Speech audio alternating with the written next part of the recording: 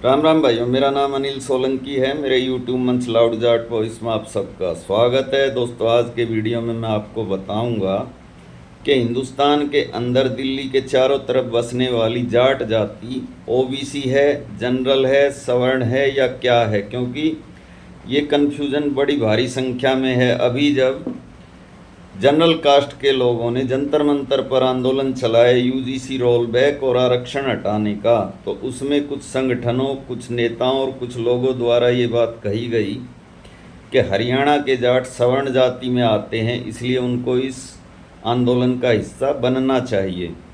तो दोस्तों, हरियाणा के जाट अगर सवर्ण जाति में आते हैं तो बाकी राज्यों के जाट कौन सी श्रेणी में आते हैं, तथा हरियाणा के जाटों तथा अन्य राज्य के जाटों की स्टेटस क्या है आज की डेट में हमारे देश के अंदर। दोस्तों, ऐसा होता है कि एक जो सवर्ण वाला शब्द है ना, इस शब्द की लोग अलग अलग तरीके से व्याख्या करते हैं। जब मैं कभी भी वीडियो बनाता था और अपने वीडियो में मैं जाटों का इतिहास बताता था, जाटों की कोई बहादुरी का किस्सा बताता था, तो कुछ लोग आकर उसमें ये कमेंट करते थे कि आप लोग ओबीसी हैं, आप लोग शूद्र हैं, आप लोगों को कोई अधिकार नहीं है अपना इतिहास बताने का, आप लोगों के कोई राजे रजवाड़े नहीं हुए। लेकिन अब वही लोग, जब उन्होंने ये आरक्षण हटाने वाला आंदोलन किया, यूजीसी रोल बैक वाला आंदोलन किया, तो वही लोग हमको सवर्ण बताने लगे कि जाट भी सवर्ण हैं, इसलिए इस आंदोलन में जाटों को भी भागीदारी करनी चाहिए। तो ये कन्फ्यूज़न पूरे देश में फैला हुआ है कि जाट हैं क्या, और जाटों में भी ये कन्फ्यूज़न है। तो दोस्तों, सरकारी हिसाब से, सरकार के रिकॉर्ड में जाट हैं क्या, ओबीसी हैं, अगड़े हैं, पिछड़े हैं, सवर्ण हैं, शूद्र हैं, दलित हैं, क्या हैं, ये सब आपको जानना चाहिए। और हमारे देश के अंदर दोस्तों ऐसी कई जातियां हैं जो ना अगड़े में आती हैं, ना पिछड़े में आती हैं और ना सवर्ण में आती हैं, लेकिन जनरल कास्ट में ज़रूर आती हैं। उनको ओबीसी का आरक्षण प्राप्त नहीं है।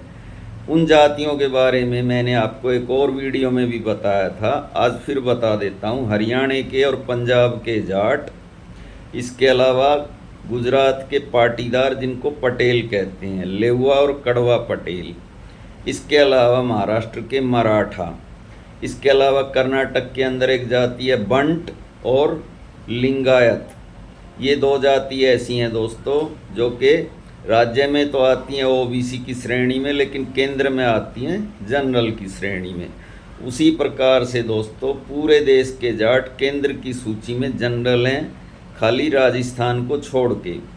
तो ये बहुत ही एक कन्फ्यूज़न की स्थिति बनी हुई है कि सवर्ण और अवर्ण के झगड़े में ना पड़ते हुए, क्योंकि संवैधानिक दृष्टि से ऐसी तो कोई बात संविधान में लिखी नहीं होती है कि कौन सी जाति सवर्ण है और कौन सी जाति अवर्ण है। लेकिन जनरल, ओबीसी और एससी एसटी, ये तीन जो कैटेगरी हैं, इसको डिफाइन करना बहुत ही ज़रूरी है और ये मामला बहुत ही उलझा हुआ भी है। मैं आपको बताऊं, महाराष्ट्र के अंदर एक मराठा जाति है दोस्तों, और उसी से मिलती जुलती एक कुणबी जाति है। महाराष्ट्र में कुणबी जाति को ओबीसी का आरक्षण मिला हुआ है, मराठा जर्नल में है, और मराठा भी ओबीसी में आना चाहते हैं। लेकिन जब भी वो आने की कोशिश करते हैं, महाराष्ट्र की तमाम ओबीसी जातियां उसका विरोध करती हैं और अदालत में जाके चैलेंज कर देती हैं। तो दोस्तों, वहाँ का जो मुख्यमंत्री था एकनाथ शिंदे, उसने एक तकनीक अपनाई थी अभी मराठों को आरक्षण देने की। उसने मराठों के सर्टिफिकेट कुणबी जाति के बनाने शुरू कर दिए थे कि इस प्रकार से सांप भी मर जाएगा, लाठी भी नहीं टूटेगी और मराठे ओबीसी में अपने आप आ जाएंगे। लेकिन बाद में इस चीज़ का भी ओबीसी समुदाय ने विरोध किया और इस चीज़ को होने भी नहीं दिया। तो दोस्तों, वही मैं आपको आज समझाने की कोशिश करूंगा, आप वीडियो में लास्ट तक बने रहना। दोस्तों, सबसे पहले मैं आपको बताता हूं कि राजस्थान के जाट केंद्र में भी और राज्य में भी ओबीसी में आते हैं, दो जिलों को छोड़कर, भरतपुर और धौलपुर। और इनको ओबीसी में लाने वाले मुख्यमंत्री का नाम है अशोक गहलोत, तथा अटल बिहारी वाजपेयी जी की सरकार थी केंद्र में, तब इनको ओबीसी का आरक्षण मिला था 1999 के अंदर। अशोक गहलोत ने 3 नवंबर 1999 को एक अधिसूचना जारी करके राजस्थान के जाटों को ओबीसी का दर्जा दिया था। उसमें खाली 2 जिले छोड़े गए थे, एक भरतपुर और एक धौलपुर। उसका कारण ये बताया गया था सॉरी कि इन जिलों में क्योंकि जाटों की रियासत थी, यहाँ के जो जाट हैं वो यहाँ पर डोमेन करते थे, शासन करते थे, इसलिए इनको ओबीसी में नहीं शामिल किया जाएगा। लेकिन ये फैसला तर्कसंगत नहीं है, ये फैसला बायस था, क्योंकि एक आदमी के राजा होने से उस जिले के सारे जाट राजा नहीं हो जाते हैं। तो इस प्रकार से पूरे राजस्थान के जाटों को ओबीसी का दर्जा प्राप्त है, केंद्र की सूची में भी और राज्य की सूची में भी। लेकिन भरतपुर और धौलपुर के जाटों को ओबीसी का दर्जा नहीं प्राप्त है दोस्तों। तो 3 नवंबर 1999 को अशोक गहलोत ने अपनी राज्य की सूची में जाटों को शामिल किया और फिर अटल जी की सरकार ने भी जाटों को केंद्र की सूची में शामिल कर दिया था। उसके बाद दोस्तों उत्तर प्रदेश के जाटों को 10 मार्च 2000 को राम प्रकाश गुप्ता की सरकार ने राज्य स्तर पर ओबीसी में शामिल किया। इस मामले को भी अदालत में चैलेंज किया गया था, लेकिन अदालत ने एक्सेप्ट कर लिया। उत्तर प्रदेश के जो जाट हैं वो केवल उत्तर प्रदेश राज्य की सूची में ओबीसी हैं, बाकी केंद्र की सूची में वो भी जनरल कास्ट में आते हैं। दिल्ली के जाटों को 31 मई साल 2000 को ओबीसी में शामिल किया था शीला दीक्षित की सरकार ने। दोस्तों इस प्रकार से दिल्ली के जाट भी केवल राज्य की सूची में ओबीसी में है, केंद्र की सूची में जनरल में आते हैं। तथा जो ओबीसी का सर्टिफिकेट बनता है दिल्ली के जाटों को, इससे उनको दिल्ली विश्वविद्यालय में एडमिशन लेने में कोई भी फ़ायदा नहीं होता है। केंद्र की किसी भी नौकरी में उनको कोई फ़ायदा नहीं होता है, खाली राज्य सरकार की नौकरियों में उनका ओबीसी का सर्टिफिकेट चलता है। उसके बाद में दोस्तों होता ये है, हरियाणा पंजाब इन 2 राज्यों के जाट जनरल में क्यों हैं, इनको किसी किस्म का ओबीसी का आरक्षण क्यों प्राप्त नहीं है, ये मैं आपको बताता हूँ। साल 2014 में जब कांग्रेस की सरकार अपने आखिरी टाइम में थी, यानी चुनाव के नज़दीक, उसने हरियाणा समेत 9 राज्यों के अंदर जाटों को केंद्र में ओबीसी का दर्जा दे दिया। उन 9 राज्यों के नाम हैं दोस्तों हरियाणा, उत्तर प्रदेश, राजस्थान का भरतपुर और धौलपुर जिला, इसके अलावा मध्य प्रदेश, इसके अलावा आपका बिहार, गुजरात, हिमाचल, उत्तराखंड और दिल्ली।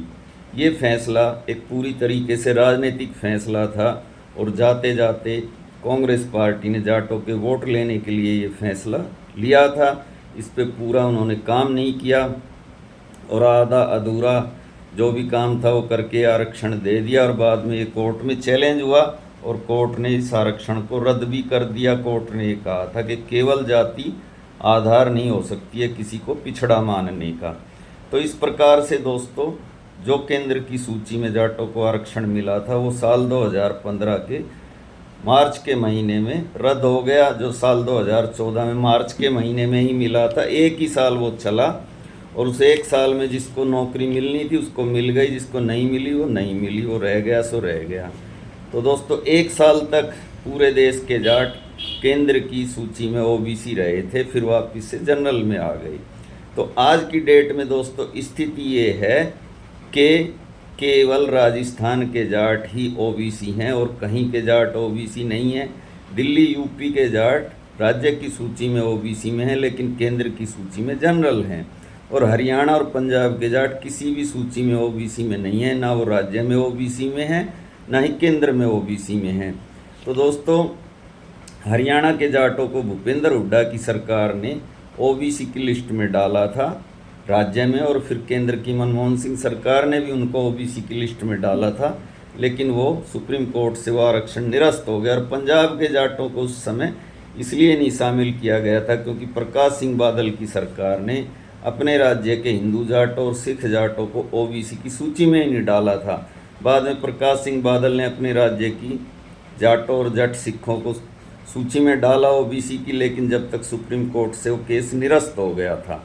दोस्तों पंजाब के बारे में बहुत सारे कन्फ्यूज़न है, लोग सोचते हैं कि पंजाब के अंदर खाली जट सिख हैं, वहाँ हिंदू जाट नहीं है, लेकिन ऐसा नहीं है। वहाँ पर फाजिल्का ज़िला और उसकी अबोहर तहसील में हिंदू जाट हैं, इसके अलावा फिरोजपुर के अंदर और होशियारपुर और जालंधर के अंदर भी हिंदू जाट हैं, लेकिन वहाँ के हिंदू जाट और सिख जाट दोनों ही सामान्य सूची में आते हैं दोस्तों। इसके अलावा वहाँ के खत्रिय और अरोड़ा भी सामान्य की सूची में आते हैं।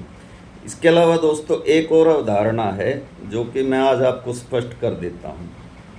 कुछ लोग ये कहते हैं कि क्योंकि राजस्थान में जाट ओबीसी हैं और दिल्ली और उत्तर प्रदेश के जाट राज्य की सूची में ओबीसी में हैं, तो ये ओबीसी हो गए, लेकिन ऐसा नहीं है।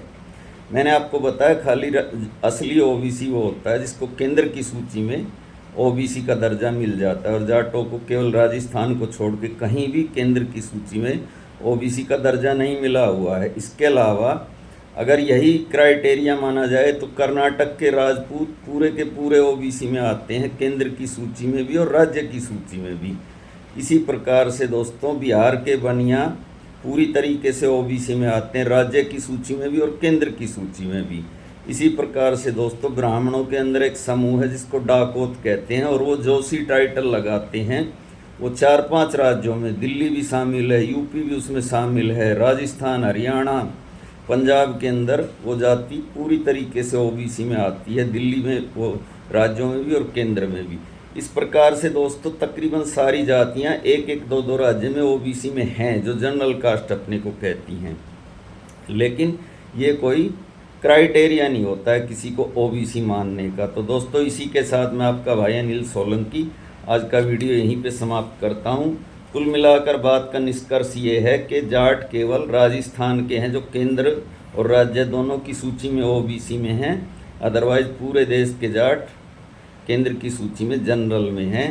तो दोस्तों वीडियो को ज़्यादा से ज़्यादा अपने ग्रुप में शेयर कीजिए और चैनल को ज़रूर सब्सक्राइब कीजिए, तथा जो भाई मेरी आर्थिक मदद करना चाहते हैं सच्ची पत्रकारिता को जिंदा रखने के लिए, वो इस QR कोड को